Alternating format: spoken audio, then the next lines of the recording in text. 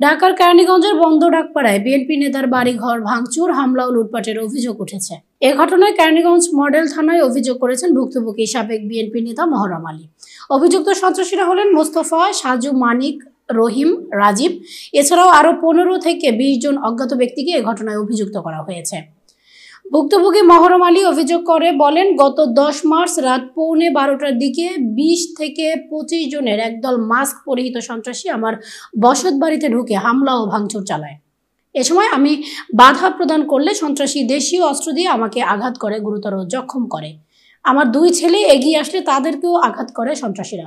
এ সময় তাদের হাতে থাকা লোহার পাইপ দিয়ে বিভিন্ন আসবাবপত্র ভাঙচুর করে এবং আলমারির লকার ভেঙে নগদ 7,65,000 টাকা, আমার স্ত্রী ব্যবহৃত একটি স্বর্ণের চেন, একজোড়া স্বর্ণের কানের দুল, স্বর্ণের টিকলি সহ 2 ভরি সোনা লুট করে নিয়ে যায়।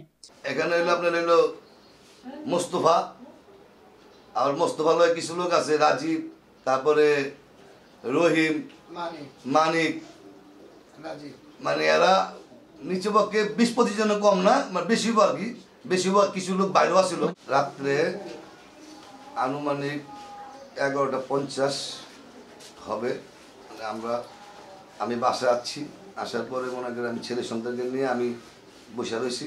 বসার পরে কিছুক্ষণ ভিতরে মনে করেন আমি ওই ঘরে যেয়ে, আমার পিছনে ঘরে যেয়ে মনে করেন আমি একটু বিশ্রাম নিতেছি। একদল গুন্ডা বাহিনী মানে মুখে কাবার লাগাই না, মানে মুখে মাছ লাগাই না। প্রথম মনে করেন আইসাই মনে করেন আমার বাড়িঘর পুরো মনে করেন ইয়া করে রয়েছে, টুথনাস্ট করে রয়েছে। তাই আমি গেলাম, পরে আমি দৌড়ে গেলাম, ভাই আপনি আমার বাড়িঘর ভাঙেন কি লেগে? আমি কি অন্যায় করছি? আমি তেমন কোনো অন্যায় করিনি ভাই। হ্যাঁ, এই কথা বলা পরে কয় আনুকো তোয়ারে পাইছি, তোর বাইরে পাইলে তার বাইরে মেরে দিতাম, তোয়ারে পাইছি তোরে দেওয়া যায়। তো এইভাবে মনে করেন আমার উপরে এত একটা আঘাত করে দেওয়া পরে তারপরে মনে করেন ঘরে মাল সামানা যা আছে আপনারা দেখছেন আমাদের হিসাব কী অবস্থা আমাদের বাড়িঘর। তারপরে আমাদের নগদ টাকা ছিল, টাকাগুলো আমার লুট করে লেগে গেছে। আমার ওয়াইফের 2 ভরির মতন সোনা ছিল, সেটাও নিয়ে গেছে।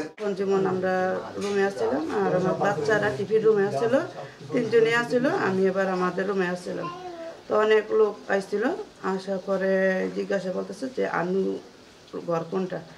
তা আমি আমার হাজব্যান্ডকে ডাক দিছি, ডাক দেওয়ার পরে জিজ্ঞাসা করছে যে সমস্যা কি, আনুর ঘরে এটার সাথে সাথে কথা কওয়ার সুযোগ দিল না। আসার পরে আমার রুম লুটপাট করলো, ভাঙ্গাচুরা করলো, টিভিটা ভাঙলো। আমার ছোটো বাচ্চা টিভির ঘরে আসছিল, যে বলছি ভাইয়া এটি তো না জিজ্ঞাসা করে এত কিছু ভাঙতেছেন, এত কিছু করতেছেন, তো একটু তো বলবেন। সুযোগ দেয় আমার এক থাপড় দিয়ে আমার বাচ্চা সহ আমার খাওয়ার রুমে আটকে রাখছে। তা আটকে রেখে তা যা করণে কম যে এমদা আমার হাজব্যান্ডকে মারলো, ঘরের আমার ওয়ার্ড্রবে খুলছে, আলমারি খুলে মিলে এই হামলা দিয়ে সব কিছু লইয়ে বাড়ি হয়ে গেল।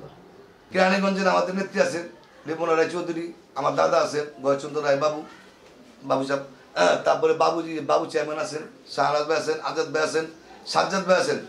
কেরানীগঞ্জ থানার প্রশাসনের কাছে আমি এইটার বিচার, সুষ্ঠু বিচার আমি চাই। তখন বাড়ি ভাঙচুর করে তখন আমি 9 বাজার আমি অন্য একটা কাজে ব্যস্ত ছিলাম। ফট করে ফোন আসলো, আমার বাড়িতে হামলা করছে। কিসের হামলা? কয় আমার বড় ভাইপে কোবা মোবাইল হয়ে গেছে। মোস্তফা, মানিক, ওই রাজীব, রহিম, ওরা কারা? মানে ওরা তো কখনো আমি দলগত কি নেই আর রাজনীতিতেই নেই। আমলি কামলে দেখছি ওরা সন্ত্রাসী করতো, 17 বছর সন্ত্রাসী করতো।